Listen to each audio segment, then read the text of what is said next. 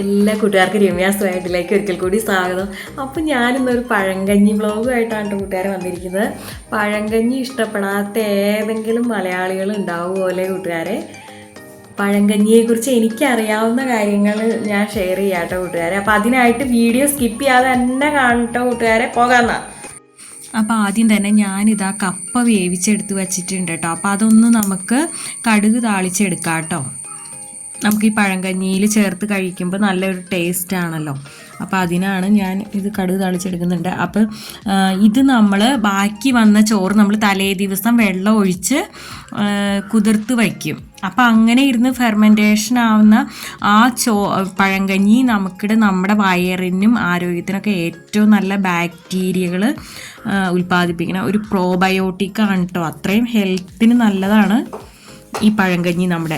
അതുപോലെ തന്നെ sodium, potassium, magnesium, iron, vitamin B6, B12 ഒക്കെ ഇതിൽ ധാരാളം അടങ്ങിയിരിക്കുന്നത് കൊണ്ട് തന്നെ നമുക്ക് സ്ത്രീകൾക്ക് ഏറ്റവും നല്ലതാണ് കേട്ടോ ഇത്. അതായത് വിറ്റാമിൻ B6, B12 ഒക്കെ ഉണ്ടല്ലോ. അപ്പോൾ ഹോർമോൺ സംബന്ധമായ പ്രശ്നങ്ങളൊക്കെ ലേഡീസിന് ഉണ്ടാവുമല്ലോ, അതിനൊക്കെ ഏറ്റവും നല്ലതാണ് നമ്മൾ ഈ പഴങ്കഞ്ഞി കഴിക്കുന്നത്. അതുമല്ല നമ്മുടെ ശരീരത്തിന് നല്ലൊരു കൂൾ ഫീലിങ്ങും കിട്ടും. പിന്നെ നമ്മൾ മീൻകറിയൊക്കെ ചേർത്ത് കഴിക്കുമ്പോൾ അതും നമുക്ക് പ്രോട്ടീനും കൂടെ നമുക്ക് കിട്ടുകയാണല്ലോ ശരീരത്തിൽ. അപ്പോൾ സ്ത്രീകളൊക്കെ ഇത് കഴിക്കുന്നത് ഒത്തിരി നല്ലതാണ് കേട്ടോ. നമുക്ക് ഫുൾ ഡേ നല്ലൊരു എനർജി കിട്ടും.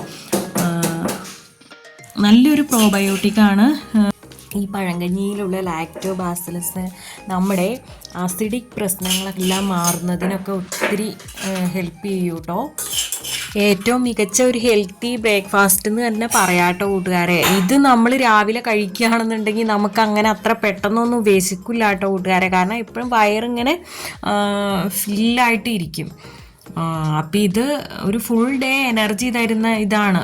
അങ്ങനെ വിശക്കില്ല, നമുക്ക് ഉച്ചയാകുമ്പോഴൊന്നും അങ്ങനെ വിശക്കില്ല ഇത് കഴിക്കുകയാണെന്നുണ്ടെങ്കിൽ. ഒത്തിരി കഴിക്കണ്ട, ഒരു ചെറിയ ബൗൾ എടുത്തിട്ട് അതിൽ കഴിച്ചാൽ മതി. ഇതിപ്പോൾ ഈ കറികൾ അധികം ഒന്നും വേണമെന്നില്ല കേട്ടോ.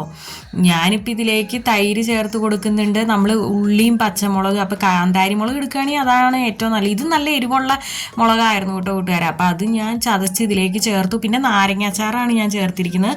കൂട്ടുകാർക്ക് വേണമെങ്കിൽ മാങ്ങാച്ചാറ് ചേർത്താൽ നല്ല ടേസ്റ്റാണ്. പിന്നെ ഇതാ ചൂരമീൻ മുളകിട്ട കറിയാണ് കേട്ടോ തലേ ദിവസത്തെ. അപ്പോൾ അതും ഞാൻ ചേർത്ത് കൊടുക്കുന്നുണ്ട്. പിന്നെ നമ്മൾ ആ കപ്പ കടുക് വറുത്ത് വെച്ചല്ലോ, അപ്പോൾ അതും നമ്മൾ ചേർത്ത് കൊടുക്കുക. അപ്പോൾ ഇത്രയൊന്നും ആവശ്യമില്ല കേട്ടോ കൂട്ടുകാരെ. ഈ മോരും ഈ ഉള്ളി ചതച്ചതും ഒക്കെ ഉണ്ടെങ്കിൽ അത് തന്നെ ധാരാളമായിട്ട്, അച്ചാറും ഉണ്ടെങ്കിൽ അത് മതി. നല്ല ടേസ്റ്റാണ് കേട്ടോ. ഞാനിപ്പോൾ ഇപ്പോൾ ഉള്ളത് കൊണ്ട് ഇതെല്ലാം കാണിച്ചു തരുന്നതാണ്.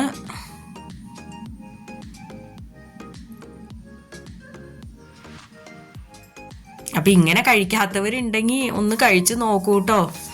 ഒന്നും പറയാനില്ല, കിടിലൻ ടേസ്റ്റാണ്.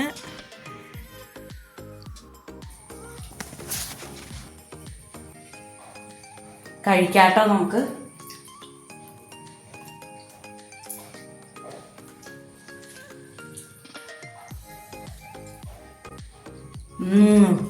സൂപ്പർ ടേസ്റ്റാട്ടോ കൂട്ടുകാരെ.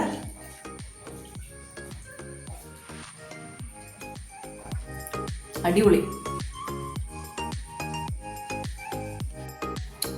അപ്പം ഞാൻ പഴങ്കഞ്ഞി പിടിക്കാനാണ് ഇപ്പോൾ കൂട്ടുകാർക്കൊക്കെ കൊതിയായില്ല. അപ്പോൾ ഷുഗർ ഉള്ളവരൊന്നും ഒട്ടും വിഷമിക്കണ്ട കേട്ടോ. അപ്പോൾ എല്ലാ ദിവസവും പഴങ്കഞ്ഞി കുടിക്കേണ്ട, ആഴ്ചയിൽ 2 ദിവസം പഴങ്കഞ്ഞി കുടിച്ചോളൂ കേട്ടോ.